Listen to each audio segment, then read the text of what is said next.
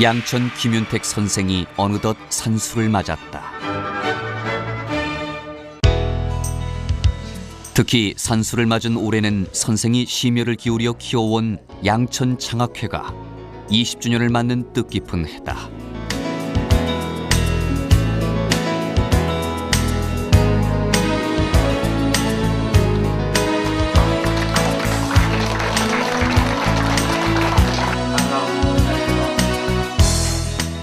이런 여러 의미가 있는 올해의 산수를 기해 선생은 지난 80년 인생을 엮어 회고록도 출간했다. 우리 양천장학회는 친지들과 여러 선배님들의 양천 김윤택 선생이 80년을 살아오면서 필생의 사업으로 여기며 가장 애착을 가지고 있는 사업은 역시 양천 장학회다. 백년지 대계라는 교육, 그 인재 육성이야말로 선생의 80년 인생에서 가장 보람있는 일로 여기고 있는 것이다. 쇠붙이에 새긴 글. 이전 제일 강한 사람이 누구냐? 탈무드 얘기는 자기가 싸워 이기는 사람이다. 남하고 싸워서 이기는 것도 중요하지만 내가 나 자신하고 싸워. 남의 부족함을 채워주는 것, 그래서 배우고자 하는 젊은이들에게 기회를 주는 것, 그것을 선생은 더불어 사는 공동체 사회에서의 하나의 책무라고 생각하고 있는 것이다. 선생이 이런 가치관을 가진 것은 일찍이 초등교육기관을 세웠던 선친으로부터 비롯됐다.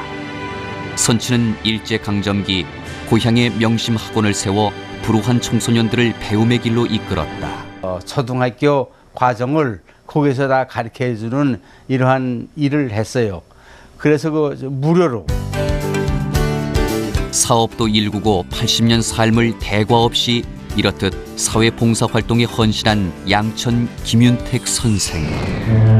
그러나 선생의 지난 삶의 내면엔 격동의 한반도 역사, 특히 분단의 성흔이 담겨있다.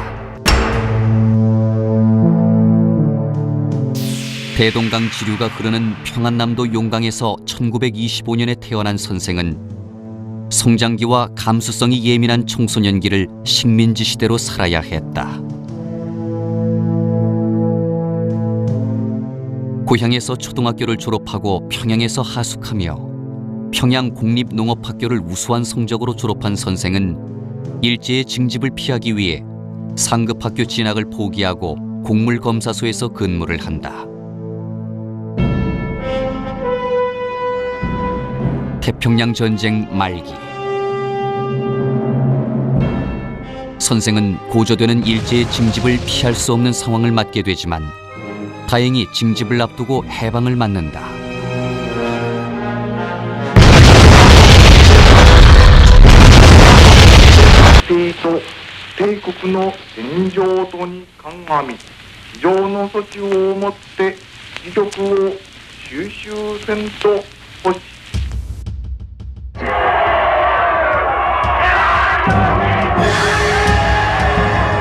그러나 해방의 기쁨도 잠시.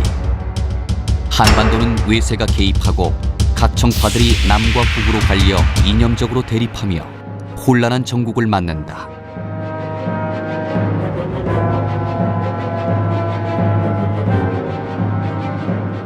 선생이 살고 있는 이북에는 소련군이 진주했고 소련의 지원을 얻은 김일성의 공산정권이 들어서게 된다. 각기 다른 정권을 세우며 분단된 한반도는 대립했고 결국 김일성 정권은 군사력을 키우며 남침 준비에 돌입한다. 이때 진남포 중고등학교에서 교편을 잡고 있던 선생도 군입대에 처하게 된다. 선생이 군입대를 피하기 위해 농사시험장으로 근무지를 옮긴 얼마 후 기어코 한반도의 비극 6.25가 터진다. 파죽지세로 남진을 하던 인민군에 맞서 유엔군이 인천 상륙에 성공을 거두며 국군과 유엔군은 전세를 뒤집어 북진하기 시작한다. 평양, 이어 진남포까지 유엔군이 점령하게 되자 선생은 다시 교직으로 나간다. 그러나 그것도 잠시. 중공군이 참전하며 유엔군이 퇴각하게 되자 북한의 주민들은 이때 대거 남하하게 된다. 선생도 이때 남하를 결심하고 고향집으로 가서 전 가족의 월남을 권유했다. 그러나 할머니 어머님을 모시고 있고 또 선조님들을 다 이 땅에 묻고 있고 이 큰 산림에 세상을 다 버리고 어떻게 내가 떠나가겠느냐. 간다면은 너희 젊은 사람들이나 의논해서 잠시 갔다 오너라. 결국 선생은 혼자 고향을 떠났다. 그것이 영영 부모님들과의 만날 수 없는 이별인 줄 어떻게 알았겠습니까? 일사후퇴 한 달여 앞서 진남포항에서 다른 피난민들과 미 수송선을 타고 부산에 도착한 선생은 포로 수용소에 수용된다. 얼마 후 각자 알아서 살라는 당국의 조치로 선생은 사고무친한 부산 거리로 나오게 된다. 선생은 부산 거리를 배회하다가 시장에서 미군 물건을 파는 장사로 자리를 잡으며 간신히 호구지책을 마련한다.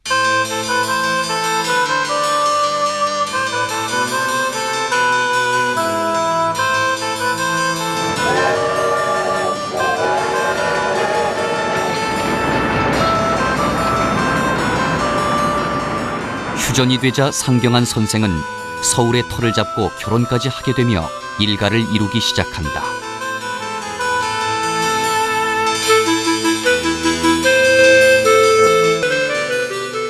다행히 종로에 터를 잡은 선생의 귀금속 업체인 대광양행은 번성했다. 그러자 선생은 경희대 법대, 이어 서울대 경영대학원에서 수학하며 못다한 배움의 꿈도 이룬다.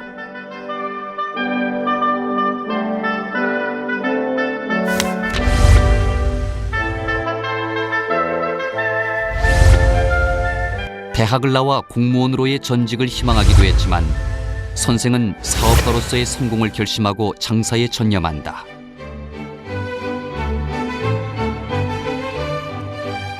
그 후 선생은 대광 빌딩을 세우고 대광 흥산 주식회사를 안정의 반석 위에 올려놓는다.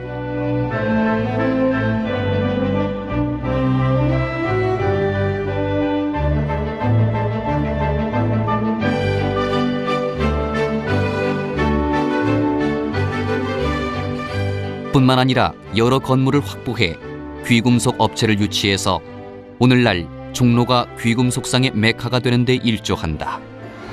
내 고향 영광 그리워라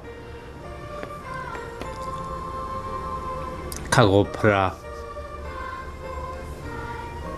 꿈해본 내 고향 언제나 가볼 거나 내 고향 영광 땅. 사업과 가정이 안정을 이루고 남한에서의 삶이 완전히 뿌리를 내리자 선생은 사회 사업에 투신한다.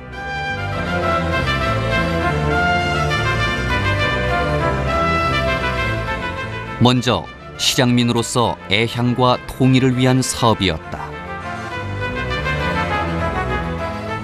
1971년 용강 군민회장으로 애향 활동을 시작한 선생은 1988년에는 평안남도 중앙도민회장으로 선임됐다. 평남도민회장으로 재임하는 동안 선생은 평남민보 축쇄판, 평남 망향 반세기를 출간하는 등 도민회 발전에 심혈을 기울인다.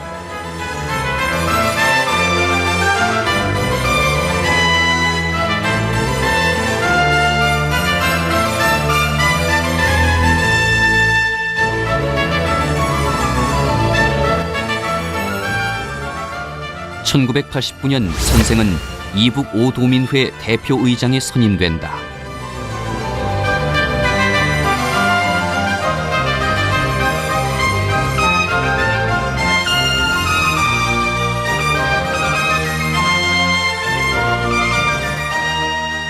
이북 5도민회 의장에 취임한 선생은 구기동의 이북 5도 청사 건립 부지 마련, 동화은행 창립 등을 주도한다. 뿐만 아니라 선생은 평통자문위원, 북방권 교류협의회 부총재로 활동하며 냉전의 이념을 무너뜨리고 한민족이 하나가 되는 길을 모색해왔다.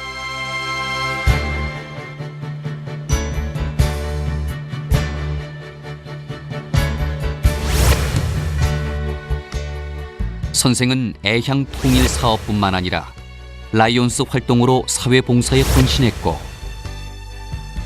부모 형제를 떠난 죄책감으로 본관인 영광김씨 종친회 활동에 적극 참여해 시조인 김씨먼전 발간 등 종친회 발전에 심혈을 기울이기도 했다.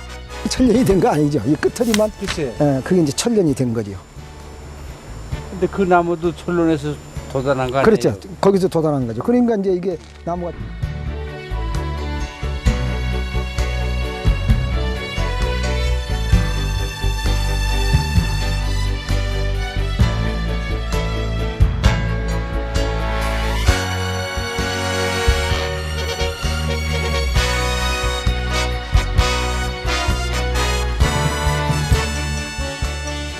평소 필생의 사업이라고 강조하거니와 선생이 가장 헌신하는 일은 양천 장학회를 통한 유경 사업이다.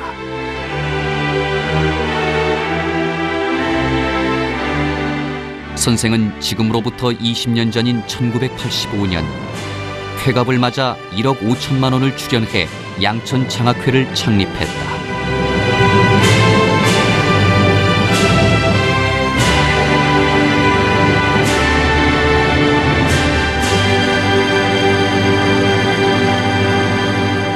그 후 20년 동안 양천 장학회는 연 인원 911명에게 혜택을 주었고 지급된 총액은 4억 1천여만 원에 이른다. 그런 지원으로 양천 장학회는 석박사, 다수의 사법, 행정고시 합격자를 배출한 전통의 장학회로 자리매김하고 있는 것이다. 1998년에는 중국 연변대학의 양천 장학회를 창립하고 유경 사업을 해외 동포로까지 확대한 선생은 객좌 교수로 위촉되어 동포 학생들에게 강의를 하기도 했다.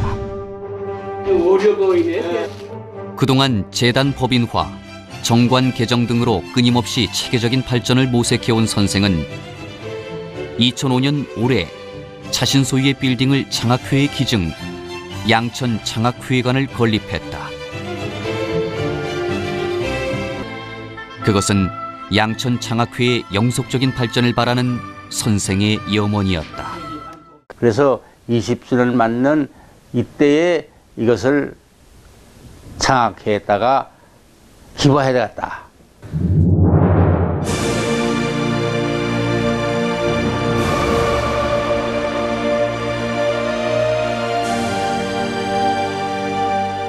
그동안 선생은 국가와 사회에 기여한 공로로 국민훈장 목련장, 국민훈장 동백장을 받았다.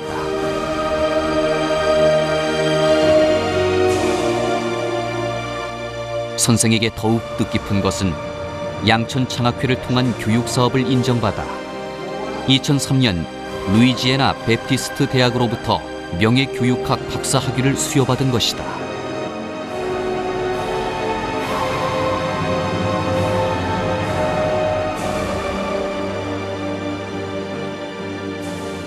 그랬다. 이렇듯 뜻깊은 삶을 살아온 선생은 어느덧 희수를 맞았고 작년엔 심숙자 여사와 결혼 50주년이 되는 금혼을 맞은 데 이어 올해 산수를 맞이하게 된 것이다. 저는 피난지인 두산에서 상경하여 갓 사업을 시작한 아주 어려운 이웃시의 호마 의복통 월조 소낙지라 했건만 용안 속에서 동화했습니다. 그날은 그 언젠가 우리의 발로 그날여야 했고 빗불이 시려운 초목을 너란히 비추면서 깨어나 여름의 아늑한 세월 저는 저희 동생 동안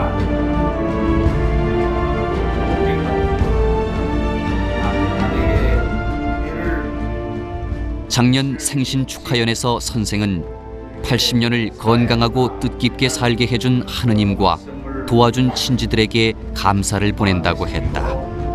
요즘 저의 기도는 소망이라든가 기부하는 그런 것이 아니고 오직 감사의 기도이라고 이렇게 생각합니다.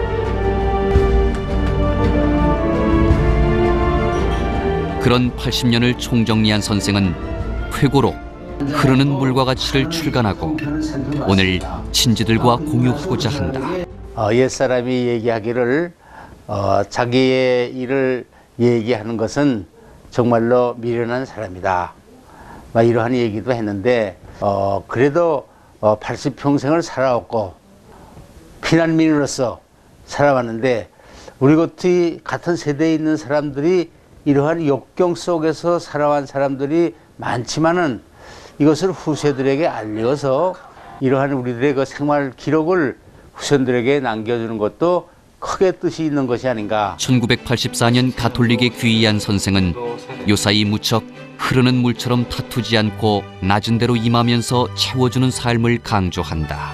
우리 인생이 누구하고 싸우고 그러질 말고 정말 흐르는 물과 같이 자연스럽게 이렇게 흘러가면서 욕심 없이 살아야 되지 않겠나.